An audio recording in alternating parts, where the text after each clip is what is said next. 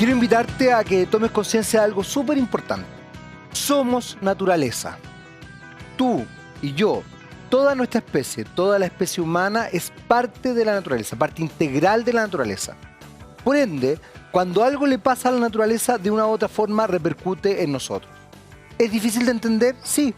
De hecho, hay gente que cuestiona los derechos de la naturaleza.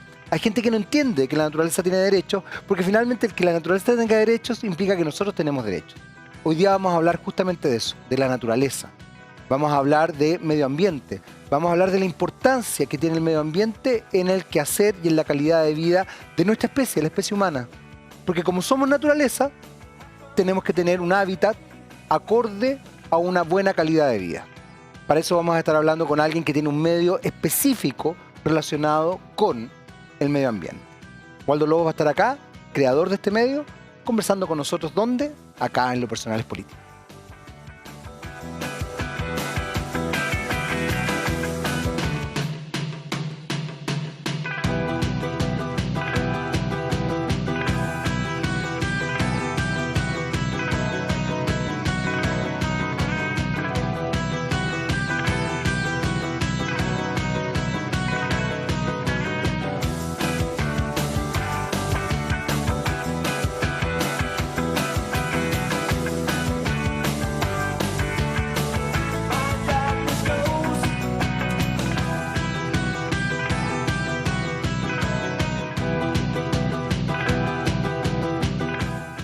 Hola, hola, ¿qué tal? ¿Cómo están? Ya estamos comenzando nuestro Lo Personal es Político del día de hoy.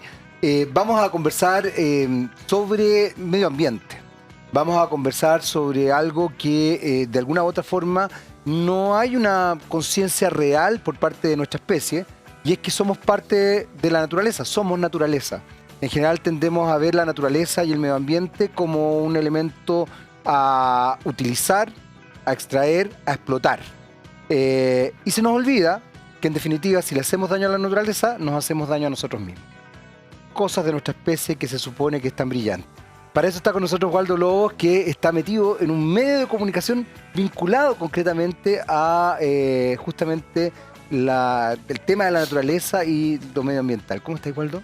¿Y tú, Jaime? Muy bien, muy contento de que estés acá, muy Muchas contento gracias. además de que toquemos este tema, sobre todo porque de hecho se han establecido ciertas instancias donde no se reconocen los derechos de la naturaleza y es más, se cuestionan los derechos de la naturaleza. Hay mucha gente que no entiende lo que son los derechos de la naturaleza sin entender que finalmente esos derechos de la naturaleza terminan siendo derechos para uno. O sea, hay gente que ni siquiera entiende lo que son los Exacto. derechos.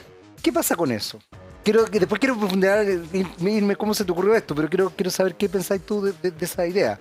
No, tiene mucho sentido lo que tú decías al principio. Estamos viendo como sociedad, bueno, desde la revolución industrial, que vemos la naturaleza o los ecosistemas como un recurso a explotar para nuestro propio beneficio.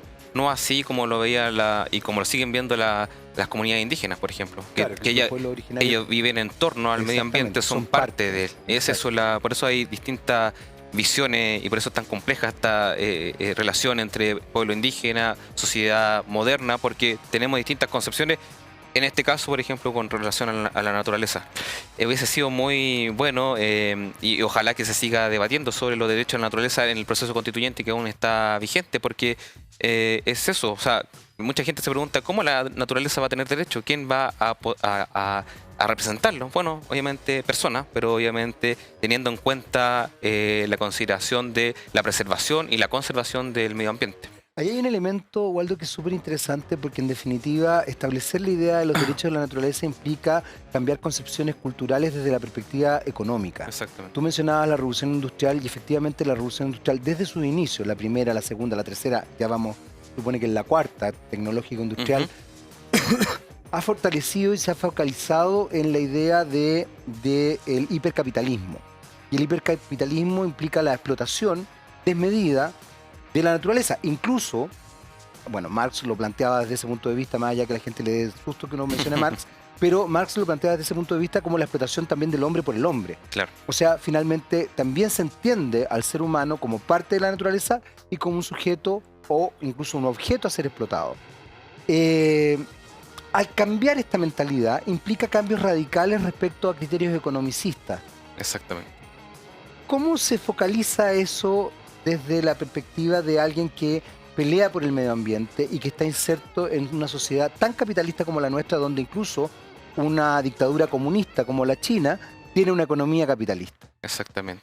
Bueno, el problema, yo siempre lo digo, y bueno, no solamente yo, la crisis climática, la crisis ambiental es un problema político. O sea, la solución está de la mano de la política y obviamente eso viene inserto el modelo de desarrollo de cada economía. Yo creo que los países, las grandes corporaciones se han ido dando cuenta en el último tiempo de que esto no es solamente de una tendencia hippie, como se era hace un tiempo, sino que estamos viendo los efectos de la crisis climática, la crisis ambiental. Acá en Chile estamos viendo el embate de la mega sequía, que esta es una sequía de larga data en la zona central, que nos está afectando y ya hay amenaza de racionamiento. Entonces, la empresa, como digo, y los mismos gobernantes han estado prestando atención y uno va viendo ciertos cambios en la sociedad y esperamos que pronto sean más ambiciosos esos cambios. En general la empresa hoy día, Waldo, está más focalizada en la idea de construir una empresa consciente. Pero también tenemos todavía muchos empresarios que no ven esto con buenos ojos porque solamente ven el beneficio pecuniario. Es en el fondo ganar plata. Exactamente. Incluso cae dentro de esa ecuación la explotación del hombre por el hombre, digamos. Estoy dispuesto a contratarte pagándote poco para yo ganar más plata. Te puedo engrupir, te puedo decir miles de cosas. Bueno, de hecho, lo que pasa, por ejemplo, con las migraciones y la ilegalidad de las migraciones tiene directa relación también con eso, con que hay sujetos que finalmente lo que optan es por contratar migrantes ilegales para pagarles menos sueldo y ellos efectivamente ganar más dinero. Aquí hay un elemento como una especie de chip mental que es muy difícil de romper. Y entra lo que tú acabas de decir. Se nos viene diciendo hace, yo creo que 40 años, sin exagerar, el tema de la posible sequía, voy a ser muy localista, en la zona centro-norte, centro-sur. Toda la zona centro de nuestro país. Ni mencionar lo que está pasando también en los cambios climáticos que se están generando en el extremo norte y probablemente los cambios climáticos que se están generando en el extremo sur, que quizás uno en un país tan centralista como este desconoce un poco. Claro. Durante 40 años no se ha escuchado.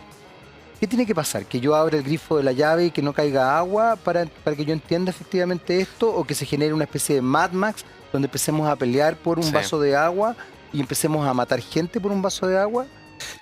¿Esa es la nomenclatura? O sea, lamentablemente las conductas humanas suceden para realizar cambios es cuando algo realmente le está afectando.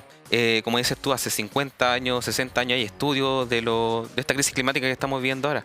Y ahora obviamente hay estudios para hacia adelante. Pero obviamente como estos cambios, esta crisis es una crisis lenta. No es como, por ejemplo, te pongo el ejemplo del COVID-19. Llegó un día para otro un virus que amenazó a la civilización mundial.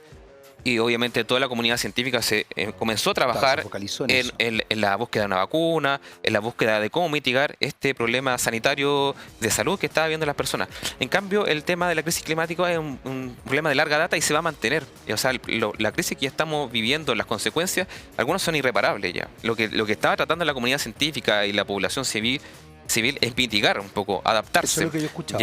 Hay daños irreparables. El daño es irreparable. Lo que queremos es que las próximas generaciones tengan alguna chance de aferrarse para que podamos, por ejemplo, tú lo señalaste, del agua potable. Hay mucha literatura con respecto a lo que podría generar esta crisis climática en cuanto, por ejemplo, a conflictos bélicos.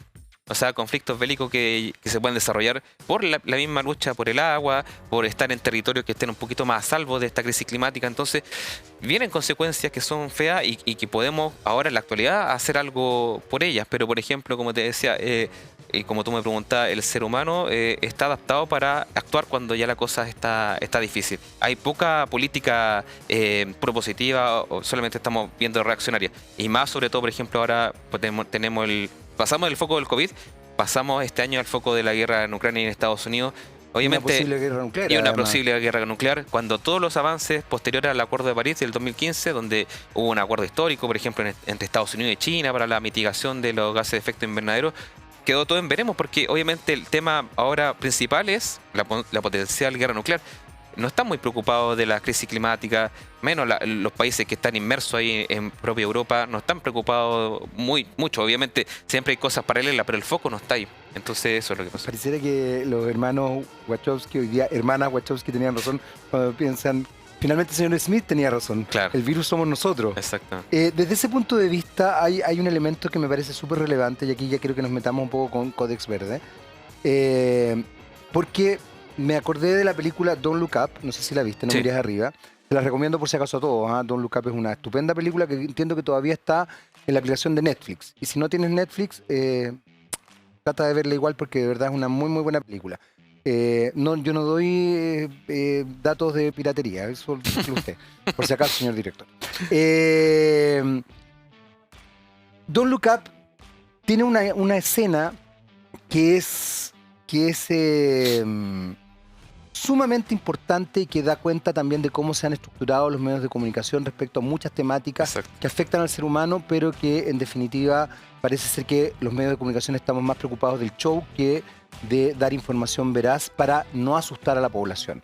Y es la escena cuando una de las científicas en una especie de noticiario dice, la verdad es que este meteorito va a destruir la Tierra. Y entonces el personaje representado por Cate Blanchett, que es una conductora de televisión, dice, no seamos alarmistas, Claro. acá nosotros estamos para entretener y todo.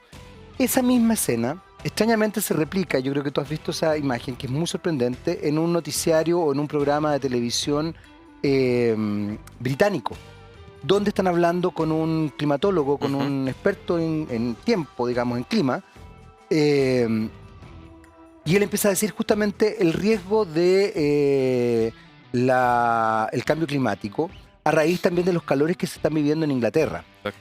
Y la entrevistadora insistentemente le dice, bueno, pero estamos disfrutando de esto, y le dice, a ver, lo que estamos disfrutando es horroroso. Sí, pero el año 76 hubo olas de calor. Bueno, y eso es un elemento que se ha ido prorrogando, y la verdad es que la situación hoy día es de alto riesgo. Nosotros estamos acá para hacer feliz a la gente. Fue muy sorprendente ese diálogo, que es real. Sí. Y que uno además lo ve constantemente incluso en la televisión chilena. ¿Cómo podemos empezar a establecer dimensiones comunicacionales? Yo no le tengo miedo a alarmar a la ciudadanía, porque creo que finalmente la comunicación de riesgo tiene que ver con eso, tiene que ver con que la gente tome conciencia de una vez por todas. Pero efectivamente dentro de la sociedad del espectáculo, que ya Guy Debord ahí pensaba en los años 67, en 1967, parece ser que se fortaleció y hizo nata fuerte en concordancia con las sociedades hipercapitalistas. O sea, parece ser que hay una conclusión súper buena. Monetarizar todo y además espectacularizar todo. Exacto. ¿Cómo hacemos consciente a la gente para que esto efectivamente cuaje de verdad y que todos tengamos conciencia de eso? Yo, ojo, soy súper poco consciente también, además ya que te estoy entrevistando. No sé si soy un tipo así como que, que recicle la cuestión. Todos ¿cachai? tenemos un cachito, si finalmente lo que importa es la intención de mejorar. Tú me preguntabas sobre los medios de comunicación, y por eso es importante la aparición de medios de comunicación de nicho. En este caso, Codex Verde, y hay un tanto más también plataformas digitales que también se dedican a este tema. Porque evidentemente los medios de comunicación masivos prestan atención a problemáticas ambientales cuando las cosas ya están sucediendo. Claro. Vengo justamente de una charla de Andrés Bello donde hablaba de este tema de, por ejemplo, el volcán Calbuco, que erupcionó hace un par de años. La noticia fue cuando erupcionó, pero había una alerta hace varios años de que podía pasar eso. Y obviamente la población civil que vivía ahí estaba viviendo en un lugar de mucha amenaza. Y no hubo comunicación de riesgo, como dijiste tú. La televisión, erupcionó el volcán, llegaron los medios de comunicación, el típico show de llorar contra la señora que perdió la casa, Claro. que tuvo que evacuar. Y ojalá llore harto. Y ojalá ¿no? llore arte. Y después, semana siguiente, bueno, toda esa semana quizás se habló de eso. Semana siguiente, no sé, jugó Chile. Y el foco se fue a otra parte. ¿Y qué pasó con la gente de Calbuco? Entonces, por ejemplo, bueno, esos son los medios de comunicación de masivo y así funcionan. O sea, uno entiende que son empresas, que obviamente donde está la noticia, eso lo enseñan en toda la escuela de periodismo, donde está la noticia, la novedad, todo el tema de Calbuco ya había pasado.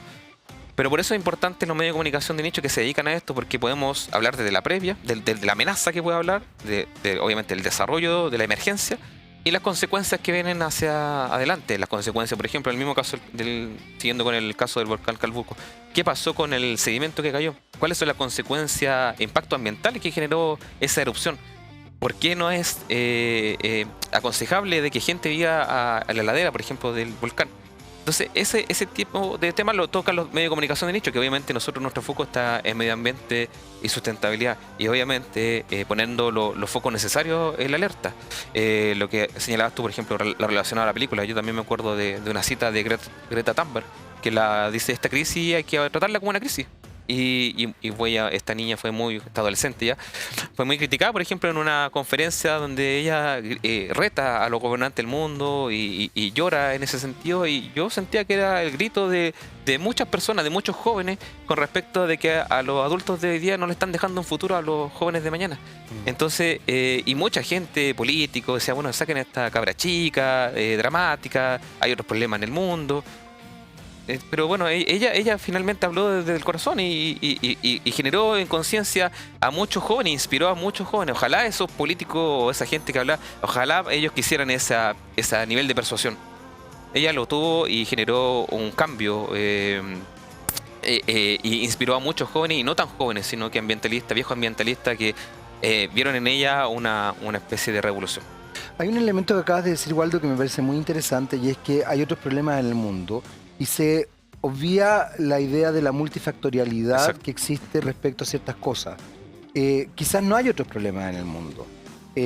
Uno tiene que entender que el mundo, así como cuando se habla de la globalización, uno tiene que entender que finalmente las causas y consecuencias son multifactoriales. Exacto. Tanto en niveles quizás más abstractos como niveles emocionales o niveles sociales, digamos, o psicosociales, como en niveles más vinculados a medio ambiente, qué sé yo, ecosistemas, etcétera, etcétera. O sea, la multifactorialidad es importante en esto. No quiero dejar pasar algo que tú mencionaste hace un rato. Yo creo que los medios de comunicación de masas empresariales tienen un rol importante porque tienen un rol social. Exacto. Cuando uno estudia comunicación, uno es un comunicador social, por ende uno tiene un rol social. Y las industrias culturales, yo entiendo que son empresas, yo trabajo en empresas, digamos, trabajo en empresas comunicacionales, pero tú siempre tienes un rol social. Y eso también se pierde, que es un poco lo que pasa finalmente lo que pasa también con el medio ambiente. O sea, termina siendo más importante la explotación, en este caso la explotación del cerebro de la ciudadanía o de la sociedad, respecto a, me da lo mismo que ustedes aprendan o entiendan lo importante que es mejorar el medio ambiente, con tal de que ustedes me vean y estén felices con el morbo, con cualquier cosa. Versus hacer una comunicación más consciente, más social y no por eso menos entretenida, digamos, que parece ser que es uno de los focos más sustanciales de todos los medios de comunicación, por lo menos en los que yo he trabajado.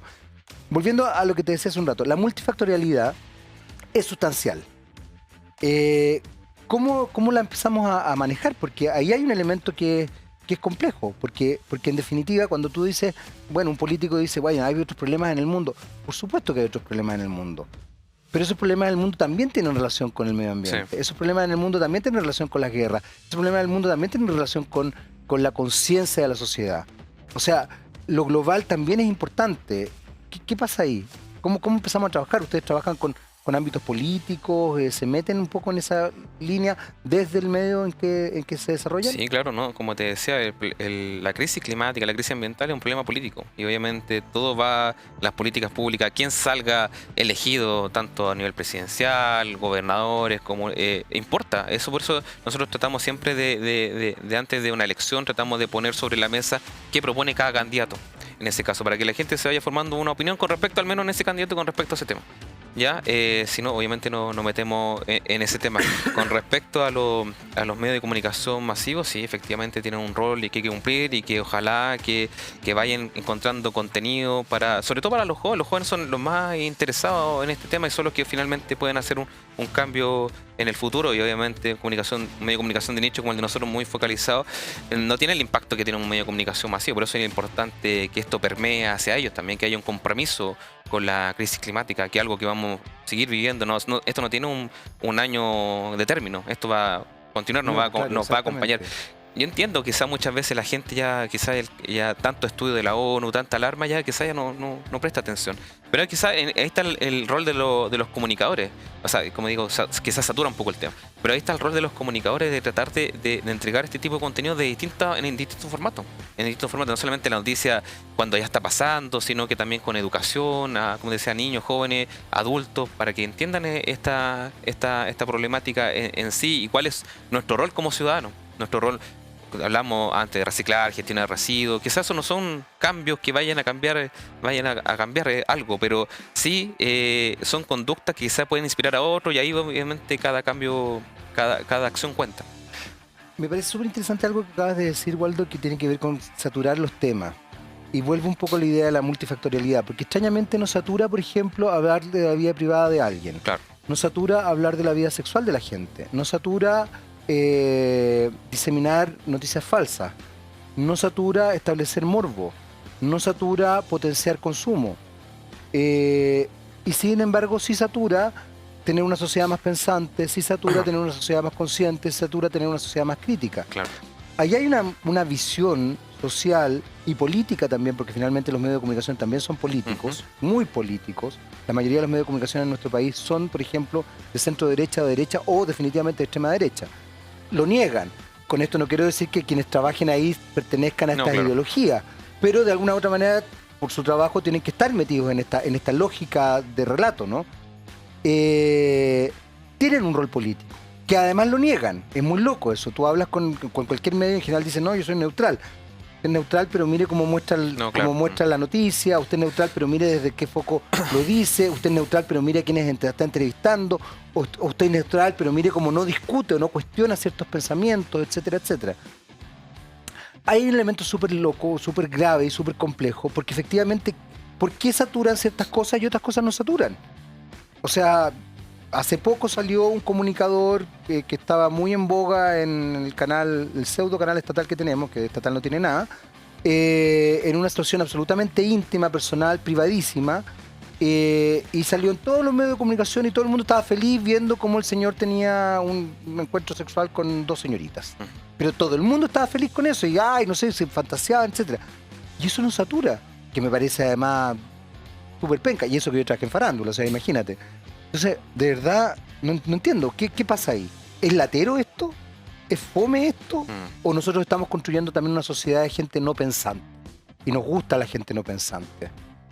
Quédate ahí, tenemos que hacer una breve pausa, ¿ya? Okay. Vamos a seguir conversando acá, por supuesto, con Waldo Lobos de Codex Verde. Ahí lo tienen ahí con su polera, absolutamente camiseteado, literalmente camiseteado.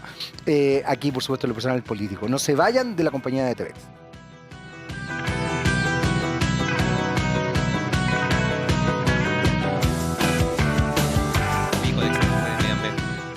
Muy bien, ya estamos de vuelta y seguimos hablando con Waldo Lobos de Codex Verde. Ahí ya lo dije, sumamente camiseteado con este medio de comunicación de nicho, pero que en definitiva toca un tema tremendamente importante para una sociedad que en general está anestesiada y adormecida respecto a ciertas temáticas. Y era un poco lo que yo te estaba diciendo al finalizar el bloque anterior.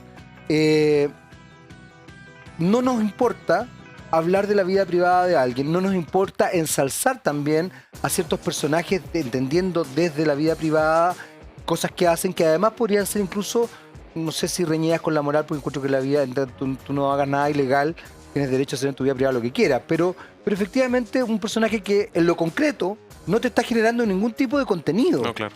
salvo el morbo. Parece ser que además hoy día esa es la venta de contenido. O sea, el contenido, hay gente que dice, oye, yo te genero contenido. Bueno, pero ¿qué contenido me genera? Puras pelotudeces. Pero no importa, contenido. En el fondo parece que el contenido es relleno. ¿Qué pasa con eso? ¿Qué pasa con eso tú que estás metido en un medio de comunicación? Bueno, yo creo que estamos en la cultura de las redes sociales. Las redes sociales nos sirven para mucho, nos sirve para, por ejemplo, a nosotros, para difundir a muchas más personas lo que está publicado, por ejemplo, en el sitio web, los reportajes, pero también, claro, hay una cultura mucha gente comparte solamente el titular o algo que le atrae por redes sociales, bueno, lo comparte sin antes leerlo. Y tú me decías, obviamente, el morbo. Bueno, tenemos morbo por la vida personal de la otra persona. Imagínate, hay morbo por la vida personal de nuestros amigos, de la gente que uno tiene en Instagram, que ni siquiera a veces la conoce y le está viendo la historia. Imagínate alguien que es conocido, que uno le conoce un poco la historia, con quién estuvo antes. Entonces, eso obviamente es información rápida de compartir. Son conversaciones ligeras que podemos tener en el grupo de WhatsApp y que todos lo hacemos en algún punto. El tema es que también hay que equilibrar esa facilidad de compartir cierto tipo de información con también darse el tiempo de leer cosas un poco más espesas que van a tener que ver con nuestro desarrollo personal de nuestro hijo, de nuestra familia, de nuestro país, y también obviamente también va a caer en nuestras consideraciones políticas también. Eso es súper interesante lo que acabas de decir, Waldo, porque en definitiva hay un elemento ahí que es bien decidor. Yo, por razones bien obvias, jamás satanizaría los programas de farándula porque yo trabajé muchos años en programas de farándula. Pero además no lo satanizo por algo bien concreto. Veo que yo no soy el único que está con alergia, también tú estás con alergia. ¿Ven que se puede toser con la alergia por si acaso? Hay un elemento que es súper importante y por lo mismo yo nunca satanicé los programas de farándula porque los programas de farándula se hacían cargo de la farándula. Y por ende, evidentemente, como la farándula también se transformaba en un negocio, la gente farandulera hablaba de su vida privada, filtraba cosas, filtraba información o le gustaba que hablaran de ellos.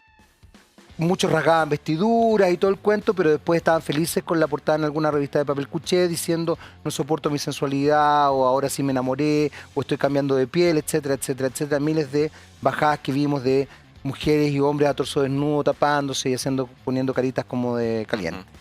Pero ese es un tema. Y por ende la farándula se hace cargo de eso, tiene su nicho, existen revistas enfocadas en socialité, farándula, etcétera, etcétera. El problema es cuando todo se transforma en farándula.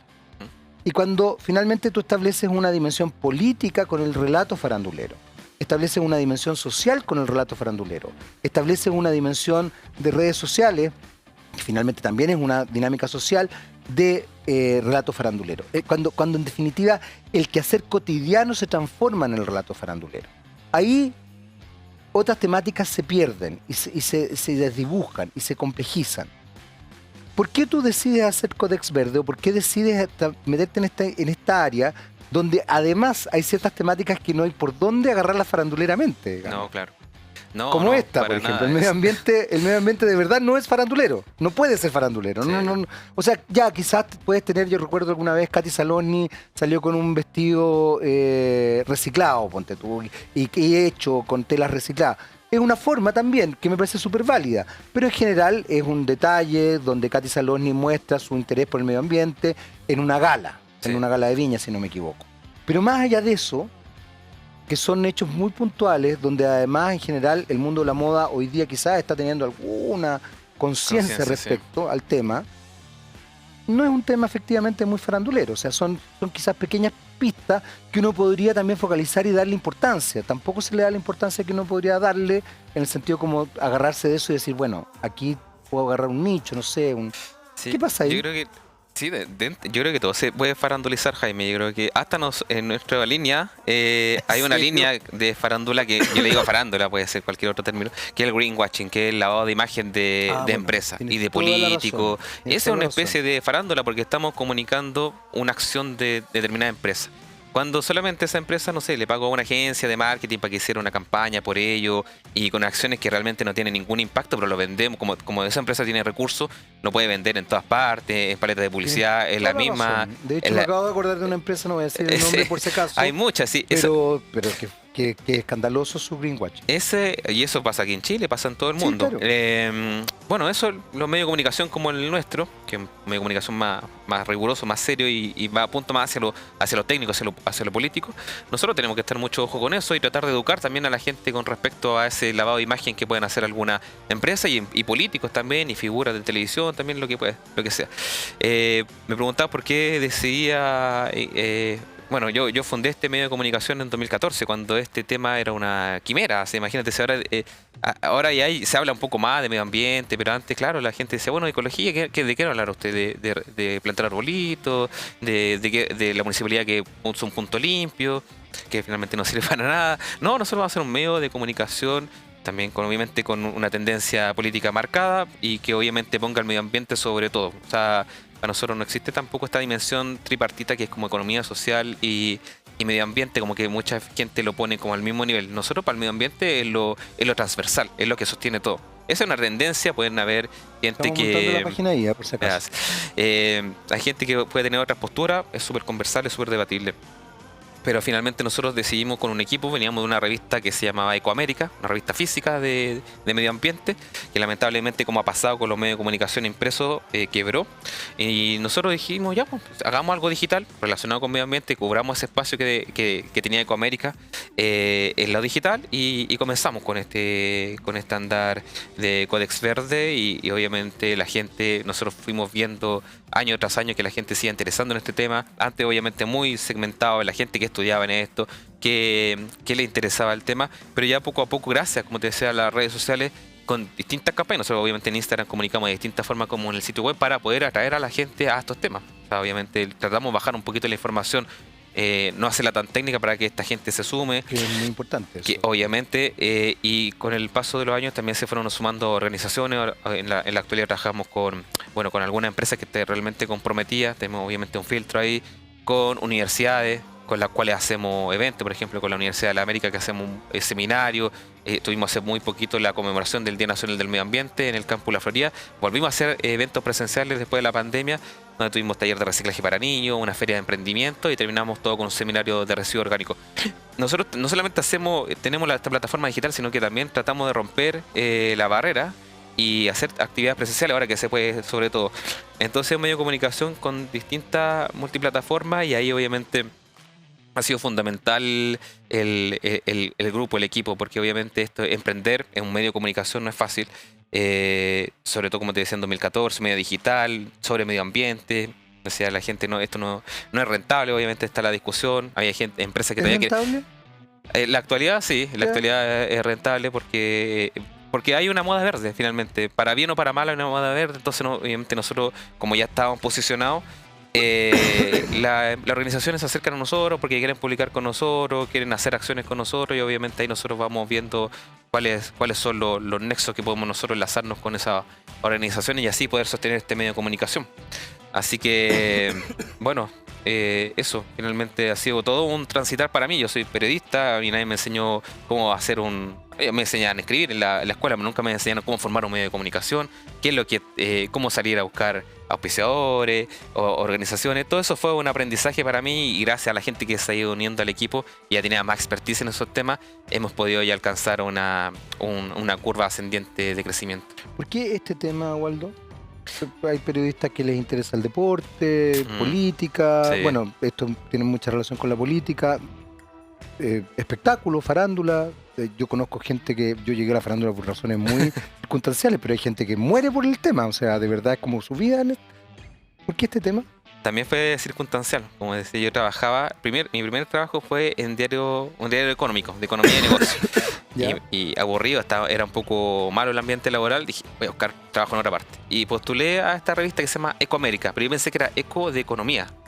Entonces postulé, y cuando llegué a la entrevista de trabajo era Eco de Ecología. Ya dije, ya, me quiero salir del otro lado, voy a tratar de meterme en este tema. ¿Qué onda? Y me encantó, porque para mí, también como periodista, dije, yo cuando estudié dije, quiero ser periodista de deporte. No, me encantaba el deporte. Después llegué a la universidad, todos querían hacer lo mismo, así que no, que fue a ser uno más. Y cuando me metí a medio ambiente, empecé a investigar sobre este tema. Me costaba demasiado escribir porque temas súper técnicos, temas que todavía no se conocían mucho acá, traducir muchos papers. Como que me fui dando cuenta que hay un nicho para mí, para periodistas que se dedican a medio ambiente, y dije, aquí no me salgo más. Para mí es una oportunidad de ser pionero, al menos en temas de comunicaciones sobre este tema. Así que no, este es lo mío. Y bueno, después vino por consiguiente lo de Codex Verde, y a mí me apasiona. Esto es mi vida realmente. Me apasiona. O sea, descubriste por casualidad una instancia que no estaba dentro de tu foco. No, para nada. Para nada. Siento que yo siempre veraneé, por ejemplo, que ahí tenía mi nexo en Ventana, que está en la zona de sacrificio, Quintero, Puchoncoy. Así que siempre veía ese tema y dije, pues cuando dije, aquí tengo que dar mi granito de arena por esta localidad que yo siempre he querido. Entonces siempre le damos una consideración especial a los reportajes sobre esa zona para hacer presión para que en algún momento eso se solucione. Es bien brutal que haya gente que pase tan... Fíjate que es interesante eso que acabas de mencionar, porque... hablar de zonas de sacrificio es horroroso. Sí. O sea, el término es brutal. Y hay gente que de verdad, cuando piensa que en Chile hay zonas de sacrificio, es como, bueno, alguien tendrá que morir, digamos, para que el resto Para esté el desarrollo, bien. claro. Para el desarrollo. Exacto. Es como esa es la lógica. Y en ese sentido, nunca nadie se pone a pensar que, bueno, que en esa lógica todos estamos permeables a ser los sacrificables, para Exacto. algunos, digamos. O sea, si yo tengo que estar mejor y se supone que el bien social, ¿verdad? Bueno, matemos a este gallo, porque Exacto. finalmente eso es una zona de sacrificio. Matemos enfermemos, destruyamos, etcétera, etcétera, porque total el desarrollo. ¿Cómo crees tú que se puede empezar a generar una conciencia distinta desde otros tópicos? Por ejemplo, mencionábamos el tema de los medios de comunicación empresariales, más masivos quizás y no tan de nicho. ¿Tienes llegada a esos medios? ¿Has podido hacer nexos con esos medios? ¿Hay interés en esos medios? Te lo pregunto porque, por ejemplo, hoy día a mí me sorprende que la cultura se haya transformado en una cantidad de gente famosa comiendo a lo largo de Chile, Claro. y hablando con la Toda la señora misma buena para tendencia. amasar Sí. y diciéndole, ¡ah, y no sé qué cosa! No tengo nada contra ti, Pancho Saavedra, al revés, te adoro, me caí súper bien, de verdad. He trabajado contigo y me caí el después, pero no estoy hablando de ti, estoy hablando de todos. ¿Pasa algo ahí? ¿Qué pasa? Porque ahí tú tenías un elemento, po. O sea, uno dice, si esto es la cultura, estamos fregados, po. Sí. Entonces, lo mismo, si esto es el medio ambiente, estamos fregados. O sea, si empezamos a focalizar esta manera, y ahí vuelve un poco, sobre todo tú que eres periodista, por ende eres comunicador social. Como comunicador social, ¿el rol social ya lo perdimos o vamos a empezar a tener algún sentido social? Porque yo he escuchado mucha gente diciendo, oye, pero si yo te entrego contenido, me entregáis caca, no me entregáis contenido, me entregáis mierda, literalmente. Eso no es contenido. Contenido es algo sustentable, algo nutritivo, Claro. que puede ser incluso frívolo, pero nutritivo. ¿Qué pasa ahí? ¿Cómo lo ves tú? Bueno, respondiendo a tu pregunta, con conexiones con medios de comunicación masivos no tenemos mucha. Nosotros ¿No? damos nuestra propia aldea y sería ideal, obviamente, que hacer algo, por ejemplo, en medio de comunicación masiva para que nuestro mensaje se vaya propagando el de nosotros y quizás otros medios también, si no somos los únicos. ¿Lo has intentado? No, nunca lo he ¿No? intentado. Sí, me gustaría, obviamente, sí hacer temas de lo que te señalaba en un principio, tratar de hacer algún proyecto audiovisual, alguna especie de serie con respecto a las temáticas que nosotros abordamos desde lo escrito. Hacerlo audiovisual sería ideal. Bueno, y también pues, nosotros vemos también, como tú dices, como la cultura como se ha homogenizado lo que está en la televisión. También vemos lo mismo, por ejemplo, con medio ambiente, o sea, los mismos influencers, y hay mucho greenwashing realmente a través de noticias y a través de la publicidad. Todo se va apareciendo mucho a un cierto patrón. Tú ves, yo creo que si te pones a ver la publicidad de los canales de televisión, el 90% sale una empresa, no, estamos comprometidos con el medio ambiente, con la sí, sustentabilidad. es bien sorprendente. De verdad, había un cambio cualitativo con respecto a eso. Pero ¿cuánta enjundia tiene eso? ¿Cuánto peso tiene eso que se comunica A eso voy con como los publicidad? contenidos, digamos. Sí, todo se Contenido va... puede ser nada Exactamente.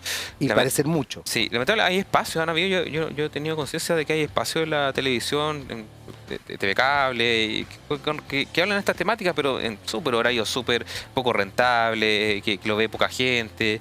Bueno, ahí obviamente hay un desafío con respecto a eso, o sea, si la gente igual no está interiorizada, obviamente Claro, no lo ven esto finalmente. funciona como mercado, así, finalmente, Exactamente. eso es así. Y para responder lo anteriormente, Jaime, que me preguntaba sobre la zona de sacrificio, es súper importante ese tema porque no solamente la gente de afuera ve como ya, bueno, que pueda morir gente o que pueda verse contaminada. La misma gente de la zona de sacrificio, lamentablemente por esta economía mercantilista, la misma zona de sacrificio que vive ahí también avala muchas veces. O sea, que haya industria porque Ser obviamente sujetos de sacrificio, en definitiva. ser sujeto de sacrificio porque finalmente esas empresas dan trabajo, sí, con eso venden. Con eso venden. Es decir, había una encuesta, por ejemplo, lo que pasó con Dominga, que se hizo en la comuna de Liguera, que la mayor cantidad de personas de esa comuna estaba de acuerdo con el proyecto Dominga, porque realmente le iba a traer trabajo. Y obviamente la empresa tiene mucho que ganar con respecto a eso, en cuanto a captar apoyo. Si finalmente la gente que alegaba son la gente de afuera. Como hay gente que como que se dice, bueno, aquí tiene algo necesario que tiene que pasar, hay gente externa que dice, no, me están destruyendo este ecosistema que es de importancia mundial. Pero la gente que vive ahí en la misma zona donde ocurre esto, claro, y hay un problema estructural del Estado, o sea, de falta de oportunidades, de, por ejemplo, un lugar que es rico, por ejemplo, volviendo al tema de Dominga, que es rico en biodiversidad, ¿por qué no hacer explotar un ecoturismo sustentable, un turismo sustentable hacerlo ahí? No, es más fácil poner una minera, porque Hay obviamente un tema hay minerales. de facilismo versus Sí, complejidad. exacto, de facilismo. Bueno, pero eso también pasa con las audiencias. Po. Es más fácil ver cualquier basura más digerible. que sea más digerible, aunque no me nutra absolutamente nada. Prefiero no pensar que pensar. Exactamente. Es más complejo pensar. En ese sentido, Waldo, ¿cómo tú crees que se van a focalizar ciertas cosas? Tú decías que Codex Verde está vinculado de alguna manera o está tratando de establecer ciertas políticas públicas para que haya más conciencia respecto al tema medioambiental. ¿Han logrado, no sé, yo me imagino que cada gobierno, porque además hoy día efectivamente los temas medioambientales también tienen componentes ideológicos? Chile es un país tremendamente dividido, o sea, cada vez nos hemos dado más cuenta de la división brutal que hay entre ciertos sectores y ciertas ideologías. Y parece ser que es un país no dialogante, o sea, lo que complejiza todo. ¿Cómo han logrado ustedes revertir esta situación? ¿O se podrá revertir? ¿Se podrá hacer algo respecto a esto? No me conteste porque tengo que hacer una breve pausa, pero a la vuelta quiero que sí me conteste esto, así que quédate ahí con la idea porque a mí fijo que se me olvida. ¡Qué horror! El peor comunicador del mundo. Se me va a olvidar todo lo que estoy diciendo. Vamos a hacer una breve pausa, volvemos inmediatamente con más de los personales políticos. Vamos y volvemos.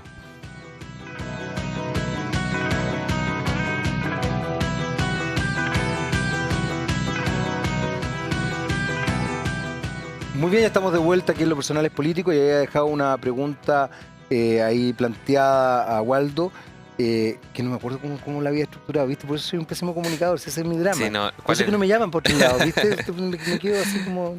No, ¿cuál es nuestro rol con respecto a políticas públicas? Políticas públicas, eso te iba a decir, cómo va estructurando ese tema, ¿no?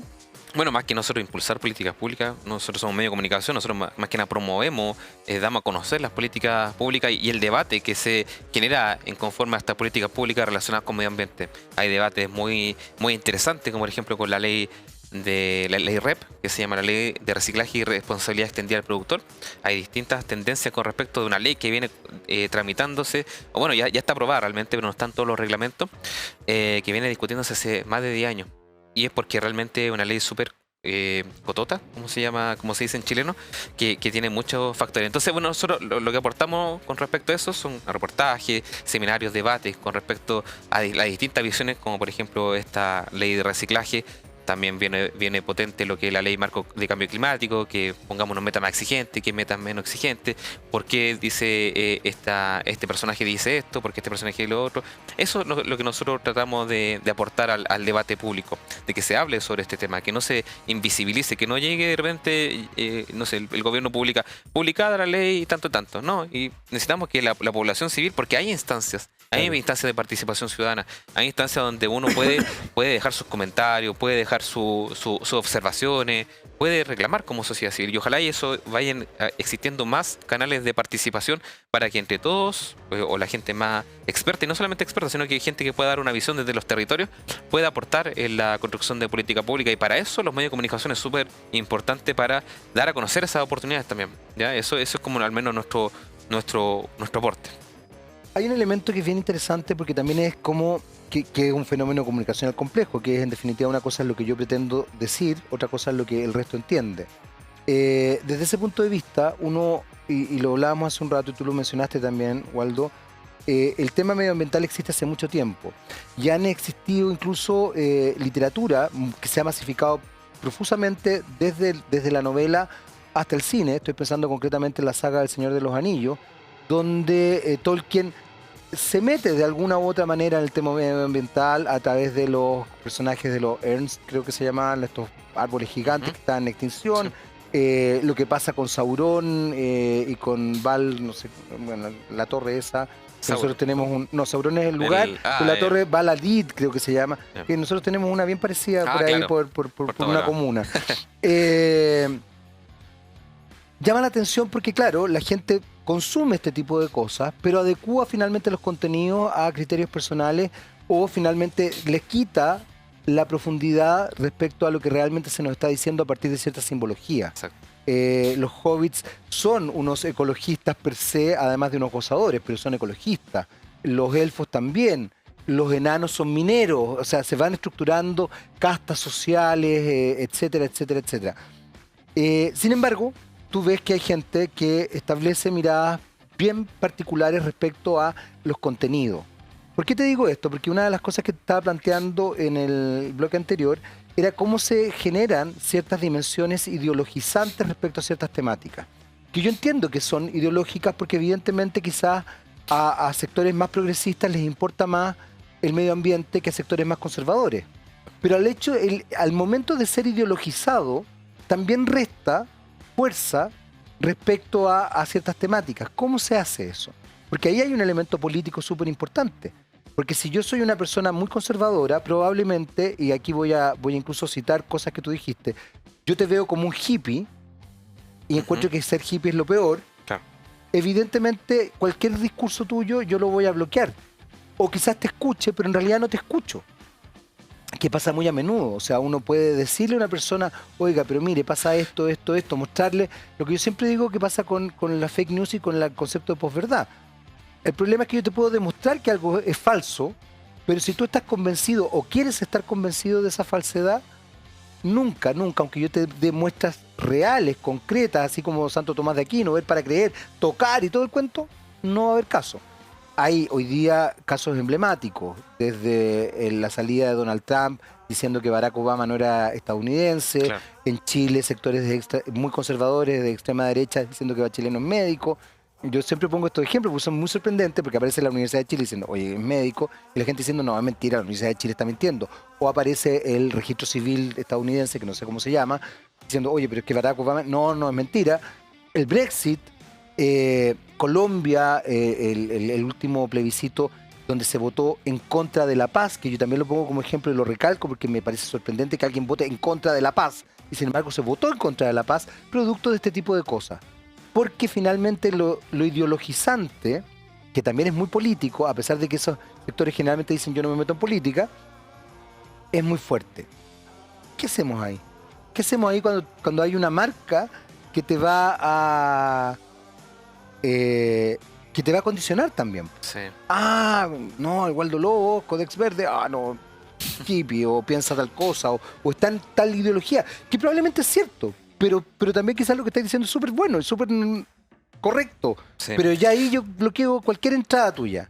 ¿Cómo se hace ahí? Mira, bueno, es verdad, he ideologizado este tema como muchos otros. En cuanto a la evidencia científica, ahí paramos de contar. O sea, hay gente que le cree a lo científico y gente que no le cree con toda la evidencia científica que existe. Perdón, hay comunicadores. Exactamente. Hay comunicadores famosos. Exacto. Que están en contra de los científicos. Sí. No sé si por el cheque de fin de mes o lo que sea. No, y siempre van a encontrar argumentos.